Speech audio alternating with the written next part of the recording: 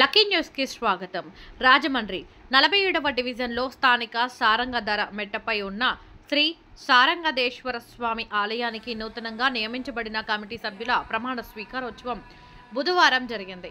Chairman గా కేవీడీఎస్ఈవి చౌదరి, డైరెక్టర్లుగా కొలచన వెంకట సూర్యనారాయణ, అజ్జరపు శ్యామలాదేవి, సూరంపూడి అప్పాజీ, పొన్నమాటి నాగమణి, డేగల మరియ, రేలంగి నాగేశ్వరరావు, కుమారి శాంతకుమారి, నూకల అచ్యుతరామయ్య ప్రమాణ స్వీకారం చేశారు. వీరితో పాటు ఆలయ ఈవో ప్రమాణ స్వీకారం చేయించారు. అనంతరం ఎమ్మెల్యే ఆదిరెడ్డి శ్రీనివాస్ మాట్లాడుతూ స్థానిక ప్రజలు వారి శుభకార్యాలు చేసుకునేందుకు వీలుగా ఒక కళ్యాణ మండపాన్ని నిర్మించనున్నామని తెలిపారు. అందుకోసం తాము తమ భవానీ చారిటబుల్ ట్రస్ట్ నుంచి 2.50 లక్షలు ఇవ్వనున్నట్టు తెలిపారు. అలాగే సారంగధేశ్వర స్వామి ఆలయానికి నూతనంగా చైర్మన్గా నియమితులైన సాయి కుటుంబం 9 లక్షలు ఇచ్చేందుకు సిద్ధంగా ఉన్నారని తెలిపారు. కాగా కూటమి అధికారంలోకి రావడాన్ని కృషి చేసిన అందరికీ ధన్యవాదాలు తెలిపారు. రాజమండ్రి టీడీపీకి బలమైన నియోజకవర్గం అన్నారు. గతంలో ఎన్నడూ రాని మెజారిటీ వచ్చిందన్నారు. కూటమి విజయం కోసం కృషి చేసిన అందరికీ న్యాయం చేయడం జరుగుతుందన్నారు. గతంలో మాదిరిగా కాకుండా ఎండోమెంట్ కమిటీలను ముందుగానే వేయడం జరుగుతుందన్నారు. ఆలయ పరిరక్షణకు కృషి చేస్తూ భక్తులకు మంచి సేవలు అందించాలని ఆలయ నూతన కమిటీ సభ్యులకు సూచించారు. కూటమి అధికారంలోకి వచ్చిన తర్వాత నగరంలో గంజాయి, బ్లడ్లను, బ్యాచ్లను నియంత్రించినట్టు తెలిపారు. దేవాలయ స్థలాల్లో ఉన్నవారికి ప్రభుత్వం త్వరలోనే తీపి కబురు చెప్పనుందన్నారు. నగరంలో అన్ని సమస్యలు తీరుస్తామని ఎమ్మెల్యే ఆదిరెడ్డి శ్రీనివాస్ అన్నారు. మాజీ ఎమ్మెల్సీ ఆదిరెడ్డి అప్పారావు, జనసేన పార్టీ నగర అధ్యక్షులు వై శ్రీను మాట్లాడుతూ వైకాపా రాష్ట్రాన్ని భ్రష్టు పట్టించిందని మండిపడ్డారు. రాష్ట్రంలో ఎక్కడా లేని విధంగా రాజమహేంద్రవరంలోనే ముందుగా దేవాలయాలకు కమిటీలు చేయడం జరుగుతుందని, ఆలయాల పవిత్రతను కాపాడాలని ఆయా కమిటీలకు పిలుపునిచ్చారు. నగర టీడీపీ అధ్యక్షులు మధ్య రాంబాబు అధ్యక్షతన 47వ డివిజన్ టీడీపీ ఇన్ఛార్జ్ బేసరి చిన్ని పర్యవేక్షణలో జరిగిన ఈ కార్యక్రమంలో కూటమి నాయకులు దొండపాటి సత్యంబాబు, వర్రే శ్రీనివాసరావు, ఇన్నమూరి దీపు, నల్లం శ్రీను, ఉప్పులూరి జానకిరామయ్య, మరుకుర్తి రవి యాదవ్, శెట్టి జగదీష్, జామి సత్యనారాయణ, నిమ్మలపూడి గోవింద్, మొకమాటి సత్యనారాయణ, దాస్యం ప్రసాద్, తురుకల నిర్మల, పిల్లి శ్యామ్, కందికొండ అనంత్, కానేటి కృపామణి, సలాది ఆనంద్, బొర్రా చిన్ని, కవులూరి వెంకట్రావు, చింతపల్లి నాని, మల్లా వెంకట్రాజు, గుదే రఘు, నరేష్, దుత్తారపు గంగాధర్, చాపల చిన్నరాజు, కానేటి ప్రభుదాస్, మదీనా సాహెబ్, అధిక సంఖ్యలో మహిళలు తదితరులు పాల్గొన్నారు. నిబంధనలను శిరసావహింపగలనని దైవ సాక్షిగా శ్రీ సారంగధేశ్వర దేవస్థానంకు చైర్మన్ గా శ్రీ కేవీడీఎస్ఈవి చౌదరి గారు నియామకం.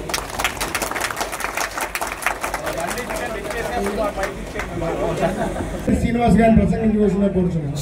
దేవస్థానాల్లో గౌరవం కల్పించడం, ఇచ్చిన ప్రతి అవకాశాన్ని కూటమి నాయకత్వానికి స్థానం కల్పించడం. మరి దేవస్థానాలు ఇప్పుడు రాజమహేంద్రవరంలో 14 కమిటీలు ఉన్నాయి.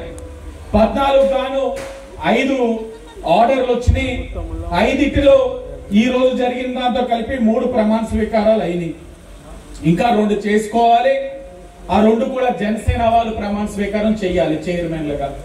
అది కాకుండా ఇంకా 6 కమిటీలు అనౌన్స్ చేసుకున్నాం. అది గవర్నమెంట్ ఆర్డర్లు రావాలి. ఇంకా 3 పెండింగ్ ఉన్నాయి. అది కూడా ఈ వారం రోజుల్లో రాబోతా ఉన్నాయి. సరే, దేవస్థాన కమిటీలు ఎందుకు వేయడం వల్ల లాభం అని మీరు అడగచ్చు. ఇక్కడ మీకు ఏ చిన్న సమస్య వచ్చినా ఇక్కడున్న నాయకత్వం చేసే కార్యక్రమం ఏంట్రా అంటే అది దేవస్థానానికి ముడిపడి ఉంది కాబట్టి అదే పని మీద ఎమ్మెల్యే గారి ఆఫీస్కి రావడం, లేకపోతే తెలుగుదేశం పార్టీ ఆఫీస్కో, లేదా జనసేన ఆఫీస్కో, బీజేపీ ఆఫీస్కో వస్తున్నారు. అదే దేవస్థానం కమిటీగానే ఉన్నట్టయితే ఈ సమస్య ఇక్కడే పరిష్కారం చేస్తారు. అదే దేవస్థానం కమిటీ ఉన్నట్లయితే ఇక్కడ మరింత ధూపదీప నైవేద్యాలు చాలా శాస్త్రీయంగా చేసుకోవడానికి అవకాశాలు ఉంటాయి. అదే దేవస్థానం కమిటీ ఉన్నట్లయితే సనాతన ధర్మాన్ని మరింతగా ముందుకు తీసుకెళ్ళడానికి అవకాశం ఉంటుంది. అదే దేవస్థానం కమిటీ ఉన్నట్లయితే భక్తులు రెట్టింపుగా ఇక్కడ రావడానికి, ఇక్కడ మంచి కార్యక్రమాలు జరగడం వల్ల రావడానికి అధిక సంఖ్యలో పెరగడానికి అవకాశం ఉంటుంది. అదే దేవస్థానం కమిటీ ఉన్నట్లయితే ఇక్కడ వచ్చిన భక్తులకి ఏ విధమైన సమస్యలు లేకుండా చూసుకోవడానికి అవకాశం ఉంటుంది.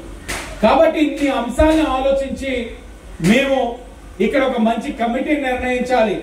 ఆ కమిటీ కార్యక్రమాలు ఎలా ఉండాలి అని అంటే, ఇక్కడికి భక్తులు అరే ఎప్పుడూ లేని విధంగా ఈ దేవస్థానంలో జరుగుతా ఉంది, మనందరూ కూడా భక్తులు వెళ్ళి స్వామివారిని దర్శించుకోవాలి, ఇక్కడ చేస్తున్న కార్యక్రమాల వల్ల భక్తులకి ఏ విధమైన సమస్యలు లేకుండా జరుగుతా ఉన్నాయన్న భావన ఇక్కడ ఉన్న భక్తులందరికీ రావాలి అని అంటే నిస్వార్థంగా ఆలోచించే కమిటీలకు వేయాలి, సభ్యుల్ని వేయాలి.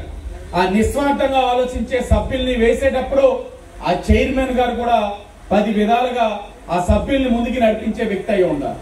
మరి ఇవన్నీ ఆలోచించినప్పుడు పెద్దలందరూ కూర్చొని ఆలోచించినప్పుడు మాకు మైండ్ లో ఒకటే తట్టింది, ఇక్కడ ఏదైతే స్థానికులుగా ఉంటా ఉన్నారు, తెలుగుదేశం పార్టీకి ఎప్పటి నుంచో వెన్నంటే ఉంటా ఉన్నారు, వ్యాపారవేత్తగా ఒక ఉన్నతమైన ఆలోచన కలిగిన వ్యక్తిగా ఉన్నారు, అలా తప్పు చెప్పినట్లయితే దేవస్థానాన్ని మరింత అభివృద్ధి చెందే విధంగా తీసుకెళ్తారని ఆలోచించి మరి అబ్బు గారు ఏదైతే ఉన్నారో పెద్దలు, వారి యొక్క తనయుల్లో పెద్దవారైన సాయి గారిని ఇక్కడ చైర్మన్ గా వేద్దామని మేము నిర్ణయించిన తర్వాత,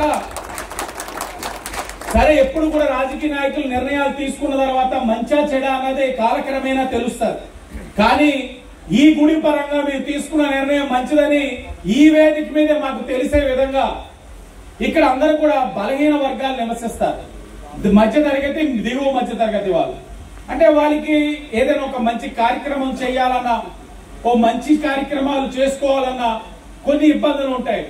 ఏంటంటే ఇక్కడ ఒక కమ్యూనిటీ హాల్ లేదనో, లేకపోతే ఇక్కడ ఎక్కడికో వెళ్తే పెద్ద వేలు 40,000, 50,000, 60,000 కాబట్టి ఇబ్బందులు పడుతున్న క్రమంలో అనేక సందర్భాల్లోని ఇక్కడ ఈ వార్డు ఇన్ఛార్జ్ చిన్ని గారు, అలాగే సీనియర్ నాయకులు డాక్టర్ వెంకట్రావు గారు చెప్పేవారు, ఏమంటే ఇక్కడ మాకు కమ్యూనిటీ హాల్ కావాలి, దేవస్థానం భూమి ఉంది, మీరు ఎందుకు అభివృద్ధి చేయలేకపోతున్నారని అడిగినప్పుడు తప్పకుండా ఒక మంచి కమిటీ వస్తుంది, వచ్చినప్పుడు శాసనసభ్యుడిగా మా సహకారం కూడా అందించి ముందుకు తీసుకెళ్దామని అనేక మార్లు వాళ్ళు చెప్పిన పరిస్థితులు గుర్తు చేసుకుంటూ మరి చాలా ఉదారంగా తండ్రి కొడుకులు ముందుకు వచ్చి చైర్మన్ గారు ఇప్పుడే ఇందాక పెద్దలు అప్పారావు గారు చెప్పినట్లుగా చెవులో చెప్పారు. ఆయన మనసులో ఆలోచన ఏంటంటే, ఇప్పుడే ఈఓ గారికి కూడా చెప్పాం, ఇప్పుడు మనం ఏదైతే సమావేశం ఏర్పరచుకుంటున్నాం ఇది దేవస్థానం వారి భూమి, ఇక్కడ మనం ఒక మంచి కమ్యూనిటీ హాల్ కడదాం, ఆ కమ్యూనిటీ హాల్ కట్టడానికి చైర్మన్ గా నా కుటుంబం నుంచి మొట్టమొదటి డొనేషన్ కింద 9 లక్షలు ఇస్తానని చెప్పి ఆయన ఇప్పుడే ఇక్కడ చెప్పడం జరిగింది. సరే అన్న బాగా డబ్బున్న వాళ్ళు, తమ్ముడేమో మొన్న ఎన్నికలైన కొద్దిగా ఇబ్బందులు పెట్టాడు జగన్మోహన్ రెడ్డి, కాస్త ఇబ్బందుల్లో ఉన్నాం. అయినా కూడా మీరు చేసే మంచి కార్యక్రమానికి ఏదైతే చైర్మన్ సాయి గారు 9 లక్షలు ఇక్కడ కళ్యాణ మండపం నిర్మాణానికి చేస్తానన్నారు, ఆయనకి తోడుగా ఓడతా సాయంగా ఆదిరెడ్డి కుటుంబం నుంచి కూడా 2.5 లక్షలు డొనేషన్ ఇస్తున్నామని చెప్పి మీకు తెలియజేస్తూ, సాయి గారు తలుచుకుంటే ఇంకా 10 చేతులు వస్తాయి. ఇది ఎవరికీ కాదు, ఏదైనా మనం ఒకటి మంచి చేశామంటే భవిష్యత్ తరాల వారు గుర్తు పెట్టుకోవాలి.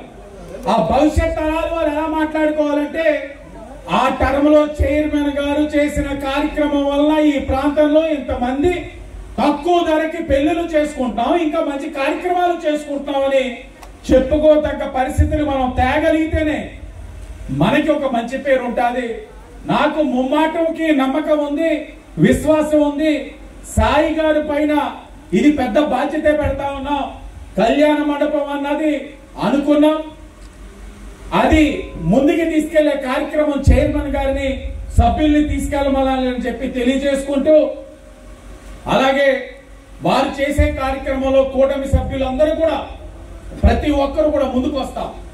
ముందుకొచ్చి ఈ కార్యక్రమాన్ని దిగ్విజయంగా మీ టర్మ్ లోనే కళ్యాణ మండపాన్ని కూడా ఇక్కడ ఓపెన్ చేయాలని మిమ్మల్ని విజ్ఞప్తి చేసుకుంటూ కోరుతా ఉన్నాం.